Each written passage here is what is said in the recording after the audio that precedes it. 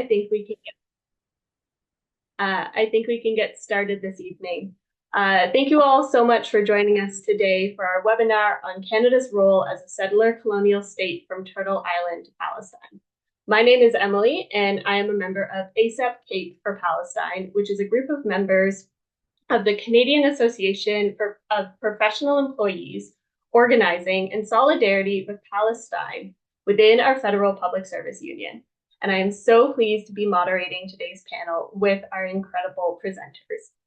And this event is held in collaboration with Labor for Palestine, a national network of labor activists across Canada who stand in solidarity with the struggle of Palestinian workers and people.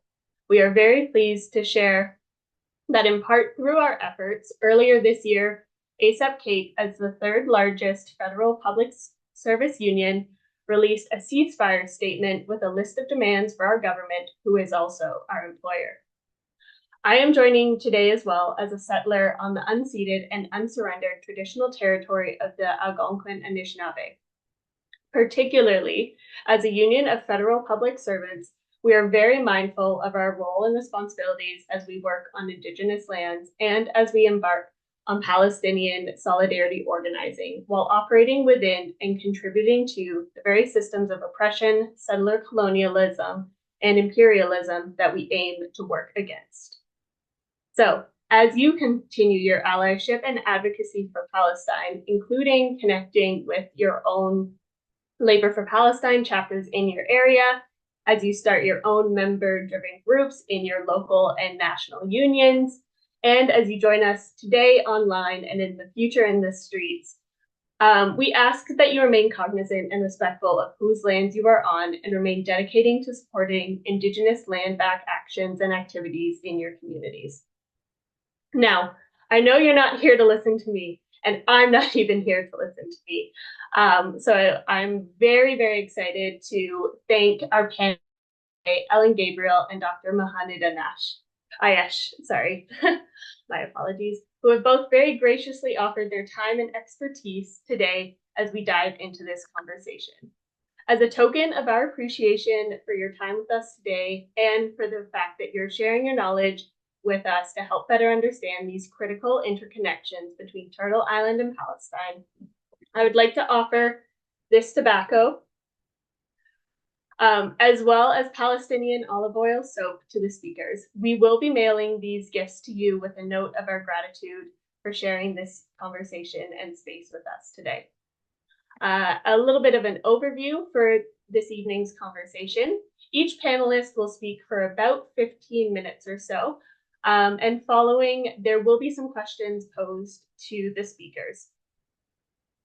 All right, so with that being said, I am thrilled and honored to introduce our first panelist today. Gazitakwas Ellen Gabriel. Ellen is Turtle Clan from the community of Genesageg, and I apologize deeply if I've mispronounced anything this evening. Ellen is a documentarian, visual artist, and Indigenous human rights and environmental rights activist. She is also a staunch supporter and advocate for gender equality, the revitalization of Indigenous languages, culture, Indigenous self-determination, and governance, and for the Indigenous resistance movement of #LandBack. A December 2021 graduate from the New York Film Academy in documentary filmmaking has provided Ellen with new tools in her advocacy. She participated in Doc NYC in November 2021 with her first documentary film, Strong Spirits on the Issue of Indian Residential School in Canada. In 1990, Ms. Gabriel graduated from Concordia University with a Bachelor of Fine Arts degree. She believes that education controlled by Indigenous people based upon Indigenous languages, culture, and traditional forms of governance are paramount to the recovery and reconciliation from settlers' genocidal colonial project. Ms. Gabriel was also well known to the public when she was chosen by the people of the Longhouse and her community to be their spokesperson during the 1990 Oka crisis to protect the pines from the expansion of a 9-hole golf course in Genesatake, known popularly by the colonial name imposed of Hoka. Since 1990, she has advocated for the human rights of Indigenous people and their rights to self-determination. She has worked diligently to sensitize the public on the history and realities of Indigenous peoples, along with the impacts of colonialization and genocide. Her work has taken her to various UN fora, including participating at the UN Permanent Forum on Indigenous Issues, the Expert Mechanism on the Rights of Indigenous Peoples, and the Nagoya Protocol on Biodiversity. Ms. Gabriel is a member of the board of directors with Indigenous Climate Action, whose mission is to protect Indigenous peoples' human rights on the issue of climate crises and the rights of Mother Earth. In 2004, Ellen was elected president of the Quebec Native Women's Association, a position in which she held for 6.5 years until December 2010, and is the recipient of numerous awards. So with all of that being said, thank you very much, and Ellen, I'll turn it over to you.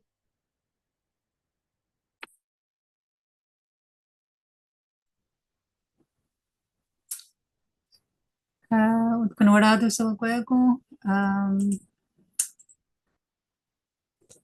Kachitsagos na yun jats tanawagin niya kanya kahagag yan to tatanagan sa taga ganagere ahando atadawada sawa dito hunso hunsi ditniwarado na nasunggoya ditsi oya hawani sara awandi ko nagare nagaya istang hunsa tanana oni na ditniwarado na ni istang hunsa ti ko kono te oni na ko kono tanagakko na konos ti anong kwaso adinya de kono to oya yakoyo te ditniwarado oni ditniwarado na katsistan sara so oya ditniwarado kono ta radio tena ko kono ta yung kishnianos jiwonti yung kota gari de tanin kon hiyot itinowarado na oh nagaso oni tano kwetso at kono warado oni na ditinowarado na itsto si joke na kagarakko si oya wani zara waha dari haya te instan hon sa taninya de kono hot oya royote tano agwa ko de tawana na nakaya te instan hon sa tano agwa ko de tawana na karusha kana kwati hot kono warado. So I just started in my language. My language is an ancient language. We don't know how old it is, but speaking our language in Canada is a form of resistance to say that they did not kill the Indian in the Indian. And so what I just basically said was a very short opening, which we usually do in the Longhouse, which is to thank the Creator for us to live another day, to thank Mother Earth for all that she creates and gives to us, to all the natural life cycles and the work they do to help us live on this beautiful planet. To the waters, I greet and I thank them. To the sun, I greet them and I thank them and I thank him, and because it's our elder brother, the sun. And to all our relations here on Mother Earth and to all our relations in the sky world, I greet and I thank them. So this is kind of an interesting topic to talk about Canada's role or genocide, the genocidal history of Canada. And when we talk about the correlation between what is happening in Palestine or what has happened and is continuing to happen in Palestine, we just need to look at the culprits behind it. And, the United Kingdom, Great Britain, is the one who is responsible for creating the genocide here on Turtle Island, and also the one who has created and contributes to in complicity with the genocide that is occurring in Palestine. So it's important for Indigenous people for us to stand and rise up with our brothers and sisters in Palestine, because your freedom is being violated, your rights are being violated, just as our rights have been violated so many times. People think that colonialism is a thing of the past in Canada, that everything is settled, but nothing could be further from the truth. If we look at the history of Canada, the Canadian dream, very much like the Canadian dream, is the nightmare of Indigenous peoples, because after 1 century of contact with Europeans, 3/4 of the Indigenous population across the Americas were killed, murdered, or died from diseases because of the wars, because we were not considered human. We were considered subhuman. In fact, Cortez and the Spaniards were eating Indigenous peoples at one point. And so there was a priest, Bartolomé de las Casas, who had was a crew member of Columbus. He wrote to the monarchs in Europe to say we need to stop them. We need to stop this atrocious acts of cannibalism. So the history of Europeans in the Americas is not a nice history, and it continues to be something that is, for me, acts of terrorism. One of the things that indigenous peoples had was a love and understanding of the land, a kind of science of the land, and understanding that, you know, when we, like what I just opened up as, we have a relationship to that land, and the land for us is something precious and sacred. When people say, oh, where is a sacred place? Everywhere is a sacred place for us. But our identity, our language, our culture is very much tied into what the land means to us and how we are related to the land. We are not above any other living creature on this earth. We are equal to them. But this is something, and the role of women, actually, the role of women, indigenous women, in the decision-making processes in our governance was something that Europeans were really uncomfortable coming from a patriarchy. And so, you know, in the various versions of the Indian Act, that it was designed to rupture the family unit. Pretty much of what we see in Palestine today is we're seeing a population where half of them are children. Being killed and slaughtered in the name of settler colonialism, in the name of some kind of democracy that does not exist, in the name of whatever freedom they think that they are going to have after this. So indigenous people really understand the pain and suffering of land dispossession. And the Indian Act attacked the women of the nations. They attacked the family unit by kidnapping our children, to beat the Indian out of the Indian. This is the creation of Canada. And, you know, we are still feeling those impacts from generations ago, of the trauma, of the multi-generational trauma. And so we are also struggling also to keep our languages. I grew up, both my parents were Mohawk, and I heard the language, my language as a child. I went to school in English, and my father had a business, so I heard French as well. So I heard 3 languages. And, you know, it's really interesting for me to listen to Canadians who were born here, and for them to think that the Indian problem has gone away. I think we're still a problem to settler colonizers, but not to know the history of genocide of Canada and the United States, to me, is something that's appalling in 2024, when we have so much information at our fingertips. For people not to know the history of Canada, to me, is a shame. And to me, it's a crime, because what ends up happening is we continue this cycle of oppression that has plagued our people for centuries since Europeans came here. So what Canadian state is built upon is occupation and apartheid. That's how Canada got to be one of the richest countries in the world, is through shedding the blood of Indigenous peoples on Turtle Island. And they used it using, you know, religious ideology.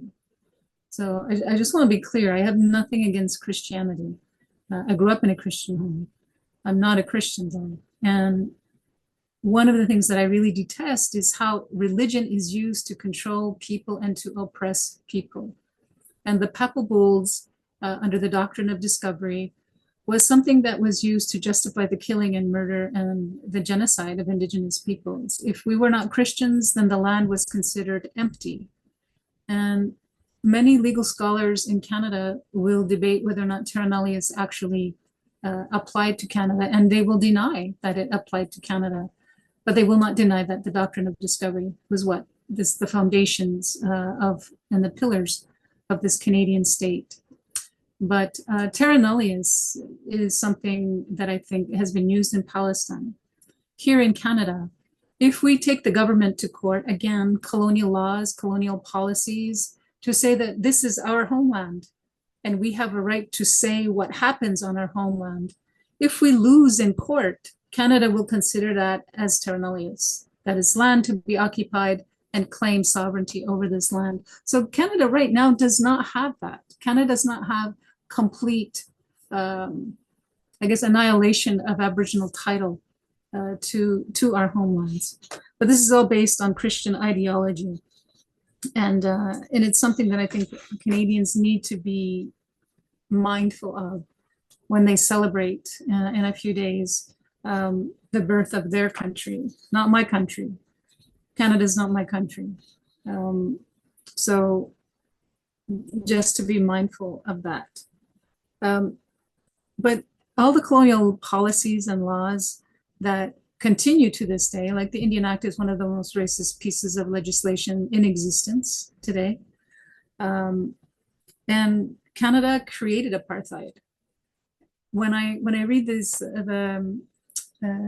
the Declaration on Crimes Against Apartheid at the United Nations, they reference South Africa, but they never reference Canada.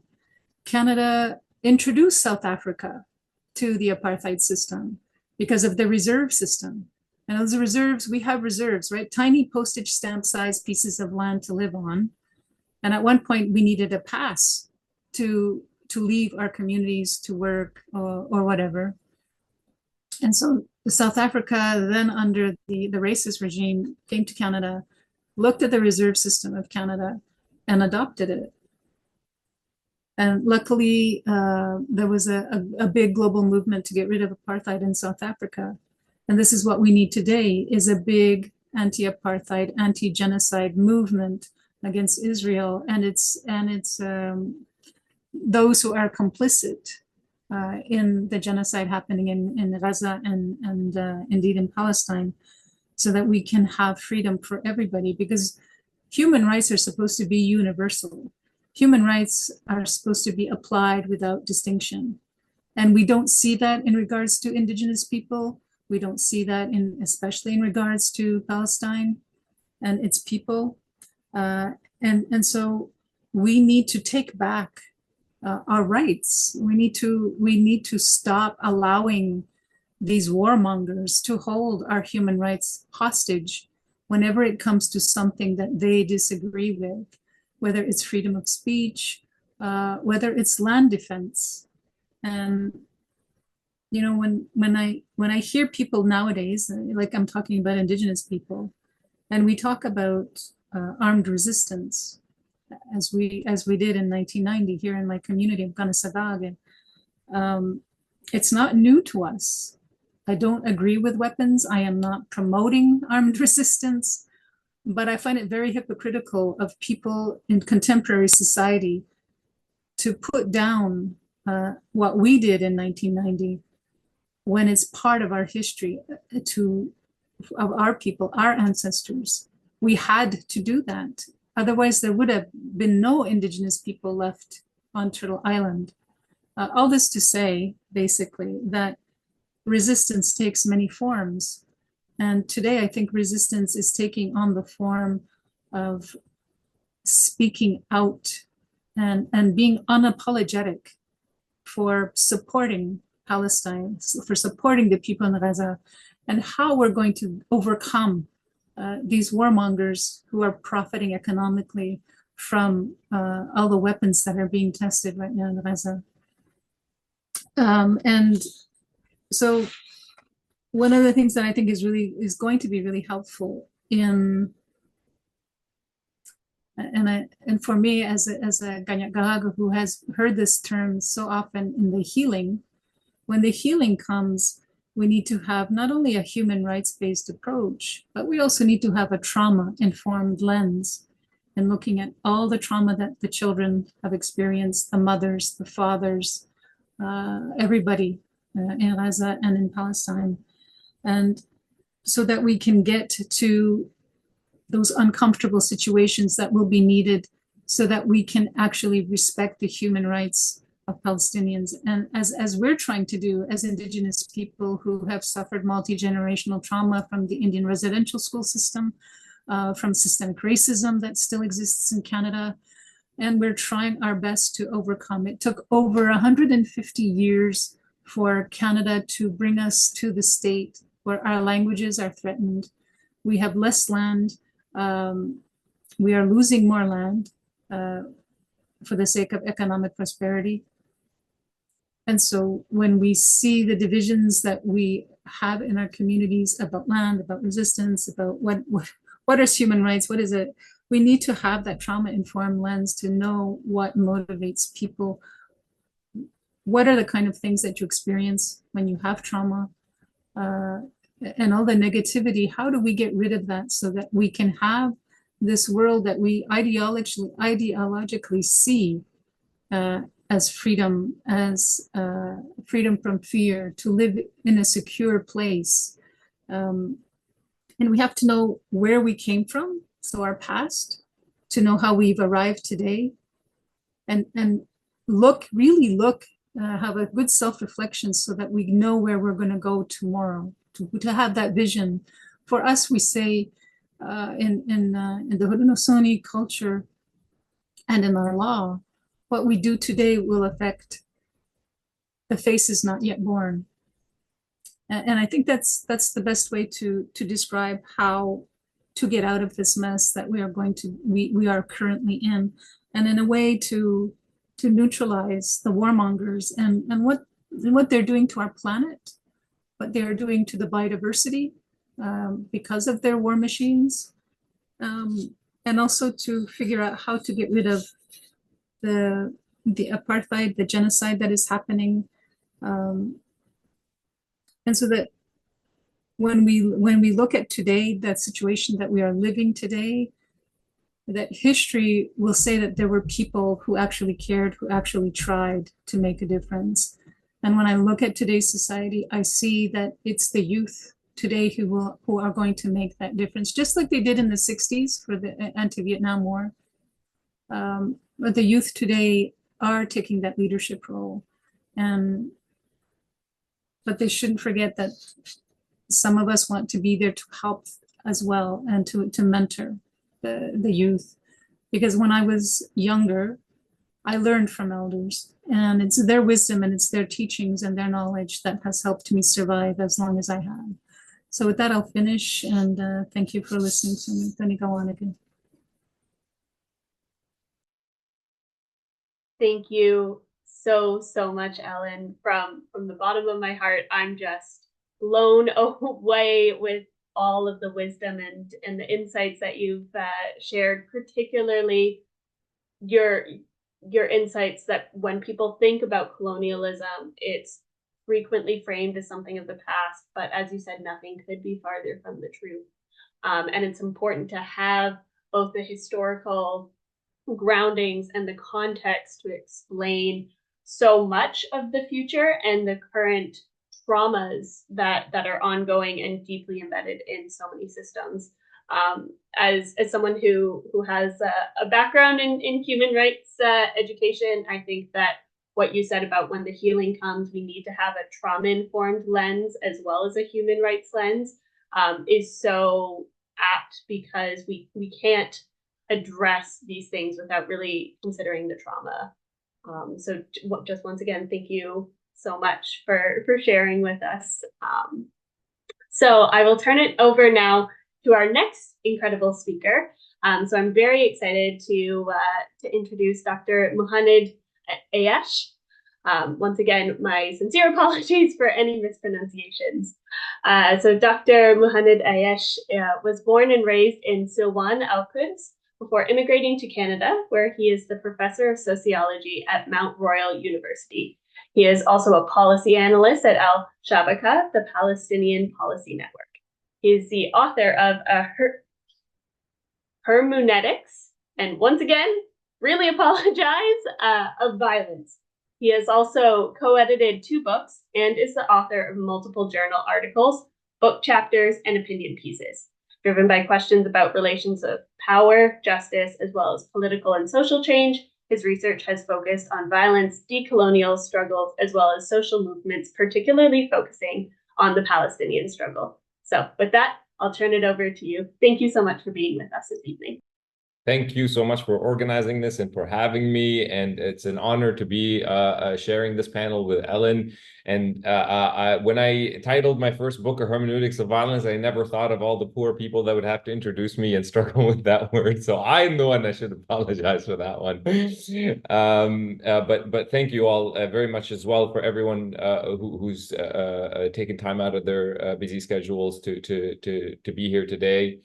I'm speaking to you from the homelands of the Mississaugas of the Credit, the Anishinaabe, the Chippewa, the Haudenosaunee, and Wendat peoples, and many other nations. And I always use the word homelands because that is what they are.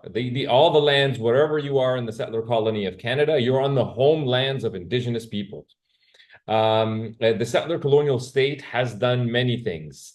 It has killed, it has stolen, it's robbed, it's lied, it has claimed exclusive sovereignty over all of these lands. But one thing that it cannot do is take away people's connection to the land. That is why they are still their homelands. So we are all guests here on Indigenous people's homelands. Never forget that. And their sovereignty, which the Canadian state today still refuses to acknowledge or to stop getting in the way of, it has not died, and it is still there. And they do have sovereign rights to these lands. They have the right to be a sovereign people living a sovereign life on their homelands. And we are all their guests here. And I will come back to this issue of sovereignty at the end, because I do think that we do have to start thinking about this notion of shared sovereignty as a path moving forward. The way that sovereignty has become constructed over the last 500 years of this Euro-American imperial project, it is not the norm in human history, not just here, not just on Turtle Island, not just in Africa, not just in Asia, but in Europe itself, it was not the norm. And it has been an extremely destructive and violent way of organizing social and political life.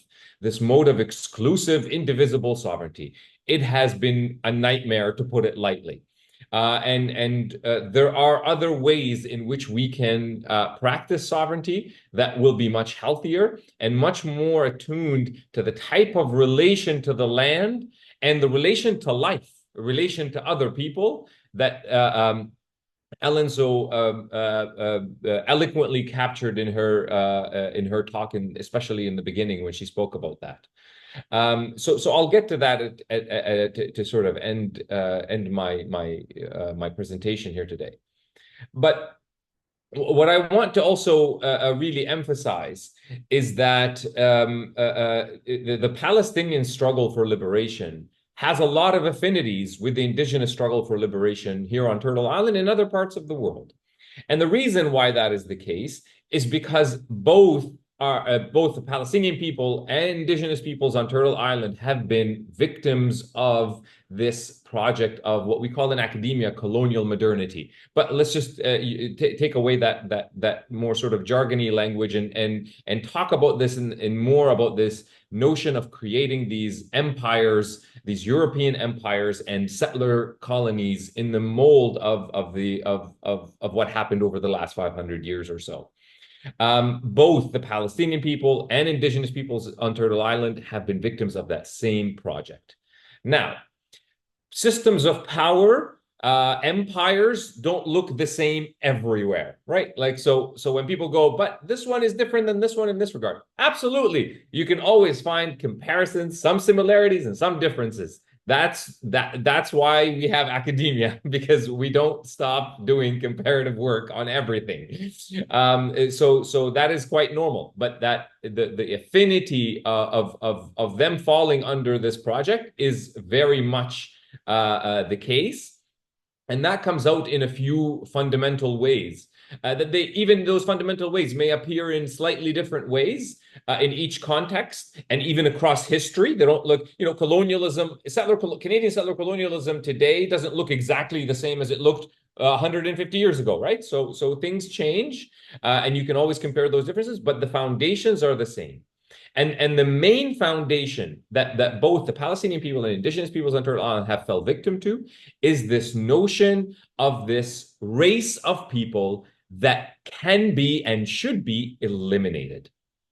Let me repeat that. This is because this is the specificity of this kind of racism that Palestinian people and indigenous people and others, by the way, in other regions of the world have faced historically and to the present. They're considered a race of people that is so subhuman that you can eliminate them without any moral thought or care or a second thought about it, because they're not really people that they're not a race of people that belongs in the in the status of civilization and full humanity, and therefore you are allowed. You allow yourself in your thought, in your racist thinking, to eliminate them. And you don't think about that as being a bad thing. You, in fact, say, that is my duty, is to eliminate them and bring civilization and prosperity and all the rest of it. Now, of course, all of that is underpinned by a desire to steal land, generate wealth. Those are always there in both settler colonies. But ultimately, this form of thinking about the racialized other, the racialized Palestinian, the racialized indigenous peoples here on Turtle Island, is to think of them as a race that can be eliminated without consequence, without even going into any sort of historical, data or analysis, which there's plenty of for both sides. I'll bring you a very simple example that I always use when I teach in terms of indigenous peoples here. They called them Indians. They still do. They're not Indians. They thought the Europeans were like, oh, we're here in India. Call them Indians. But the Europeans, right, like within minutes, they're like, okay, this is in India, right? So they knew they were not in India. Then they just called them Indians. So let me ask you a question. If I come into this room, let's imagine ourselves in a physical room, and I go, hi, you're George, you're George, you're George. Hey, George, where do I get the coffee around here? Hey, George, where's the bathroom in this place? Hey, George, how do I get some clean water? Hey, George. And then you're all like, I'm not George, man. I'm Melissa. I'm Saeed. I'm Kareem. I'm David, whatever, right? And I'm like, whatever, George, you're George from now on. You're all George. That's it. And go get me the stuff that I need to live. I mean, let's imagine I did that with you all in the room. Would you, any of you, feel like I care about you, that I consider you someone on my level of equality, that I consider you a full human being the same way that I think of myself? Of course not. You'd all be so offended and so appalled by my behavior, you'd get rid of me in 2 seconds if you could. So that alone shows you what these colonizers thought of the indigenous people. They just thought of them as people that need to be eliminated, and they can be eliminated, and there's no moral objection to that. Right? That's a form of thinking that is entirely violent, entirely destructive, entirely repugnant, whatever, evil, whatever word you want to use. It's despicable. But that is the kind of thinking that animated the settler colonial project here, still animates it today. And it's precisely what animates Israeli settler colonialism. You don't need to read a lot of academic works. Go on social media of Israeli soldiers right now. Go on their social media and see it. See it for yourself. And then tell me with a straight face that they think that the people that they're killing are human beings. They obviously don't.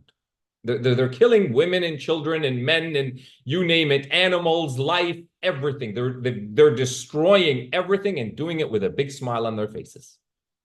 You don't need a fancy academic book to see that. Again, go to their own social media and see it for yourself. It's everywhere. So that level of dehumanization of the other is always part of these settler colonial projects and these imperial projects. This is one of the major affinities of the Zionist project with Euro-American colonial modernity. And the Zionist project is root and stem, comes from European colonial modernity. I've argued this in peer-reviewed academic articles. I've written about it in Mondoweiss. If you're interested to see a more sort of public translation of that academic work, you're more than welcome to Google my name for Mondoweiss. I've written 2 pieces for them, so it's the more recent one. So that's just one of the ways in which you see those affinities between Israeli settler colonialism and Canadian settler colonialism, as well as the affinities, therefore, between Palestinians and indigenous people struggling for their liberation. And by the way, just like we have differences and comparisons to do between Canadian settler colonialism and Israeli settler colonialism, there's, of course, differences in between what Palestinians view as decolonial liberation for them and what indigenous peoples might view as decolonial liberation for them, right? Like they don't have to be the exact same thing. But what they both share, what both Palestinians and indigenous peoples share, is an aspiration for transforming social and political life in a drastic way towards that relationality that Ellen so brilliantly captured. Right? So Palestinians historically, prior to the arrival of the Zionists in the British Empire, so under the Ottomans, the overwhelming majority of Palestinians lived under communal ownership of land. So a very, very, very small percentage was privately owned, and a very small percentage was owned by what we call Waqf lands. These are lands under the authority of the Islamic authority. Those pieces of land were very small. The overwhelming majority were part of 2 modes of collective ownership. One, which was the largest one, was the village itself would, or even small town, would collectively own all the land. And then they would figure out amongst themselves rotations of how they, who cultivates this land these years and all of that, right? So, but they collectively owned it. That's the overwhelming majority of the population. The other big part, where they called it Miri lands. So these were owned by the Ottoman Empire, but they were really collectively owned by the village. So technically they were under the Ottoman Empire, but they stayed under the collective ownership of the village. The only difference between the two is that if you had left that land without cultivating for, I think it was 3 years or something like that, the state could say, well, we can take it away from you. But it never happened because the people on it loved the land and cultivated it all the time. So in a sense, those two, I don't want to downplay their differences. Academics, of course, will tell you all about the details and the specifics of each one, but more or less they were collective ownership models. That's a very different way of thinking about our relation to the land and relation to each other than what the British then brought with them and what Zionist settler settler colonialism brought with it, which destroyed that mode of organizing social, political, and economic life. So we both, as a peoples, strive to sort of recreate this new way of living social, political, and economic life. And I do believe that shared sovereignty is a critical part of that. Now, how that's going to look in practice in Palestine or on Turtle Island will be different, and it should be, right? But ultimately, the idea behind it is that you don't need this centralized, indivisible, absolutist authority that says, I'm the exclusive sovereign over this land, and everybody in it has to answer only to my authority, and I cannot accept the idea of another sovereign existing here. Shared sovereignty would actually encourage the multiplication of sovereignty for a bunch of communities. It's not that alien of an idea, by the way. Many of you participate in it even within the settler colonial context. Many of you go, I want my municipal sovereignty protected from the provincial one, and I want that one protected from the federal one, et cetera, et cetera. You're already many people already aspire to that model of shared sovereignty. You just don't know what to call it yet. And that's, so it's not that alien to many of you either listening. I think organizing the system intentionally along the lines of shared sovereignty would go a long way in decolonization. I think my 15 minutes and up, of course, I could go into many different areas and topics here, including dispelling the notion, because the Israeli state and Zionist organizations are always trying to tell you, where are the real indigenous people to the land? Let me just in 1 minute respond to that, because that's a very common one. Where are the real indigenous people to the land? We are the only indigenous people here. How could you say the Palestinians and the indigenous people have relations? You hear that all the time. It is absolute BS and shows a lack of understanding of what indigeneity means, what colonialism means, and all the rest of it. So nobody denies long Jewish history on that land, but guess what? there are many other long histories on that land, including those of the Palestinian people. So to claim that the Jewish story on the land is the only one that we should be paying attention to, and that's the only people that have a right to the land, that's racism, that's colonialism, that's European style thinking that emerges in the era of colonial modernity. And in fact, the indigenous Palestinian decolonial version is, in contrast to that, celebrates the multiplicity of all the peoples and nations that have existed on the land, and all the different traditions, and even the very identity of Palestinian has always been about the intermixture of many different religions, including Jewish Palestinians, Christian Palestinians, Muslim Palestinians, other religions that were practiced in Palestine, and so on. So I just wanted to kind of touch on that point to end my talk, and I'm out of time, so I should stop here. Thank you. Oh my goodness, thank you so much. And I really, really wish we weren't already at 7:45, because I feel like we could have these conversations for hours and hours. So thank you both so much. I loved what you said about, both recognizing the dehumanization and the othering of Palestinian and indigenous peoples. And by recognizing that, it means we actively need to counter that. And I also really loved what you said about supporting the multifaceted forms of social and political transformation, recognizing that what might work in one context is different than the needs and the desires and the visions for futures that are transformed and that are truly both in lifting or uplifting human rights, and creating a more equitable and cohesive world vision.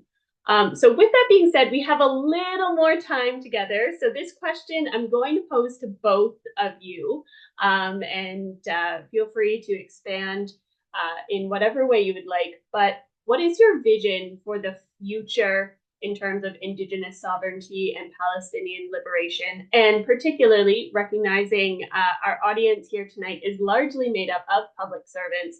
What do you see the role of public servants who are in this work as ways that we can achieve together through allyship and action in achieving these goals?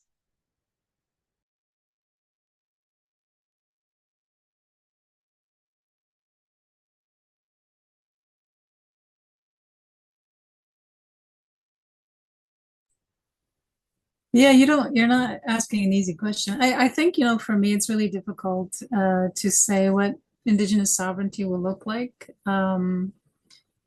Hopefully, we will restore those values, the teachings of our ancestors in respect for the earth, respect for each other. It will include our songs, our ceremonies, and our language. To me, we aren't sovereign unless we're speaking our language. And if we don't have access to our lands, then we lose a part of our language. We lose a part of those ceremonies. And so I see Indigenous sovereignty happening in a way that restores our mental health, restores our spiritual health, our physical health. Because to be in a situation that we have on the reserves, and which is not to say the parallels in what's happening in Palestine, has happened in Palestine, not so much what is happening today in Palestine, which is a very different and more extreme form of trauma, that we understand where we've come from, how we've arrived, and we have a good vision for the future. But for me, in regards to public servants, I have a beef with public servants because it's been mostly public servants who have resisted respecting the rights of Indigenous peoples. You have elected officials, and they rely on the public servants to feed them information, to tell them what to do, to have that sort of corporate history, and it's not aimed at anyone in particular except justice. I don't know if there's any people in Justice Canada that are there. There are exceptions, mind you, but we are fighting a bureaucracy. We are fighting a bureaucracy from respecting the rights of children. We have more children in the child welfare system than went to Indian residential school. We make a large majority of the population in prisons. So all the stuff that the Truth and Reconciliation Commission and the Royal Commission on Aboriginal Peoples, all those recommendations are just sitting on shelves. I don't see any lawyers, I don't see any public servants, teachers, except individuals, not as a system itself, teaching about the history of and the realities of Indigenous people, our human rights, the history of genocide in Canada. It's as if those commissions were some kind of fiction, some kind of documentary that you watched and you forget about. So it would be nice if the public servants actually read some Indigenous authors, if they understood human rights and international human rights, because that's where the level of our rights comes from, because this is our sovereign lands. And I know, Dr. Ayesh, you had talked about shared sovereignty, and it's a concept to me that's really foreign, and it's a concept to me that I think is needs to be fleshed out a little bit more, simply because I don't trust, and a lot of Indigenous people don't trust the governments. So if we shared with them, does that mean we're going to be assimilated? Another level of assimilation? Does that mean we're just going to be, following all those colonial rules and the resistance goes out the door? I think it's more for us, in our perspective, it's a peaceful coexistence and what that entails. And we need to have that discussion pretty quickly, because the climate crisis is affecting everybody, and part of that knowledge Indigenous people have can help people survive. So I'll end it there. Thanks. Yeah, thank you. And I agree with everything that Ellen said. And just to clarify, in my understanding of shared sovereignty, it wouldn't be that precisely because nobody would have the absolutist indivisible sovereignty that the Canadian settler state currently has. So they wouldn't be able to forcibly make you do things that you don't want to do. So that in theory, right? Like, so that's how it would work. Now, how we get there is a whole other thing.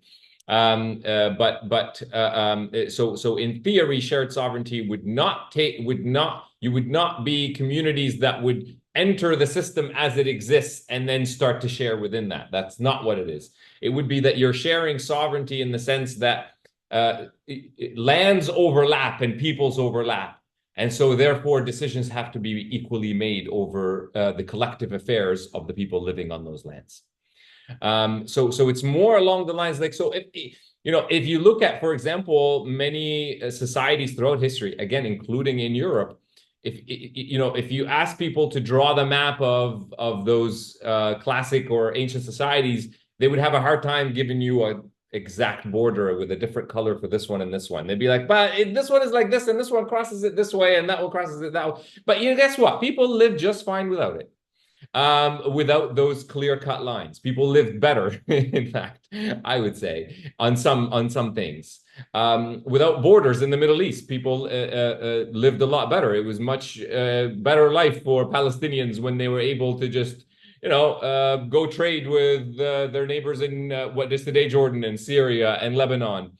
They still had their own sovereign spaces, but they also overlapped in much more smoother ways than exists today, for example. So it would be a really fundamental transformation because I agree with you. And what is happening today is that in all institutions, not just the public service sector, but I'd say in all institutions across Canada, they're not interested in real transformation. They're just doing some cosmetic transformations here and there, not even cosmetic changes here and there. And I've sat in enough meetings with bureaucrats in the university, and I know it's probably the same in the public service sector, where the first thing you hear in meetings is, well, let's get to the low-hanging fruit first, and then we can build on this bigger thing. And guess what? They do the low-hanging fruit, and then they go, we did it! And then they never get to any of the bigger things. You know, you see that happen enough times and you go, that's intentional. That's not like an accident. The low-hanging fruit becomes all the cosmetic reforms that these institutions do. And you know, you see the true face of institutions in moments of genocide. So in this moment of the genocide of the Palestinian people, you see the true face of Canadian institutions. And it wasn't a surprise to Indigenous people because they've seen that true face for a long, long time. But I know it's a surprise to many people, including Palestinians, that thought differently of Canada and have now completely changed their view of Canada as a result of this, and now understand better what Indigenous people have been saying for a very long time. Because it is precisely in these moments of great violence that institutions show you who they really are. And what Canada has shown you what it really is across all institutions. I'm including media, education, universities, government, business, you know, you name it, sports. They're all actively participating in the genocide. None of them are doing anything to actually stop it. And they can be. BDS, that's how you stop it. Boycott, divestment, sanctions. It's not that complicated. You put pressure on the Israeli state, it stops this genocide. Canada can't do it alone, but enough institutions do it in Canada. Guess what? That'll give encouragement to more institutions in Ireland, gives more institutions in Spain. The ball gets rolling. All of a sudden, you do have pressure build up, and it comes to a halt. But you're seeing that institutions are not budging, which again shows you what they actually are. So we do need some real big revolutionary rethinking of our institutions and how we organize our collective affairs. And it'll be better for everyone at the end. That's the key point as well. Thank you so much, both of you, for that amazing reflection on both the role of public servants and also the role for the future, because I truly believe that there is a more just future that through our solidarities and through our actions, through our allyship and through our learning together and being together, that is very much a possibility. So unfortunately, though, we are coming up at 8 p.m. and the end of our webinar. So I'd once again just like to say thank you so much on behalf of everyone here this evening, as well as thank you on behalf of ASAP Kate for Palestine and Labor for Palestine National. We are so grateful for everything that you've shared with us today. And these insights, honestly, I believe are critical to ensuring that our organizing and our solidarity movements learn from each other, they build off of each other, and they grow into something that's really deeply intertwined and everlasting. So as we close out tonight, I'll just highlight one other brief action that some of our webinar participants and listeners might enjoy learning more about. So I'd like to invite you to participate in, if you're in the area, the Ottawa/Montreal contingent to the Grassy Narrows River Run this year. It's an annual protest in which Grassy Narrows community members gather from all across the country in Toronto to amplify the community's demands for land, water, and mercury justice. Many community members travel more than 20 hours by bus to attend, and CAPE members will be there with a contingent to show our support. Grassy Narrows, for individuals and members who may not be aware, is an Indigenous community in Northern Ontario that has been engaged in a decades-long struggle after their paper processing plant dumped about 10,000 kilograms of mercury into their territorial waters in the 1960s. The river and the fish were the lifeblood of their culture. Today, every single community member continues to be affected by mercury poisoning in one way or another. And for decades, the federal government, including Health Canada and CIRNAC/ISC, denied that Grassy Narrows community members were poisoned by mercury. Grassy has had to fight for generations to have their mercury poisoning recognized by the Canadian government. But Grassy Narrows is a community of fighters and organizers, and CAPE activists have much to learn from Grassy Narrows' indomitable spirit, leadership, organizing, and activism. From Chalk River and across and more broadly, we, the federal public service workers, stand behind Indigenous communities for their demands for sovereignty over their lands and waters, and we stand in solidarity with Grassy Narrows in their fight for Mercury justice. And everyone can learn more about their ongoing work at freegrassy.net. Well, now that we have hit 8 p.m., just a reminder to stay in touch. If you're a CAPE member, especially, please do reach out. You can find us on Instagram. And I highly encourage folks to find their local Labor for Palestine chapter as well to stay in the loop on actions, events, rallies, and meetings in your area. I wish you all a very wonderful evening and take care. Thank you very much. Bye.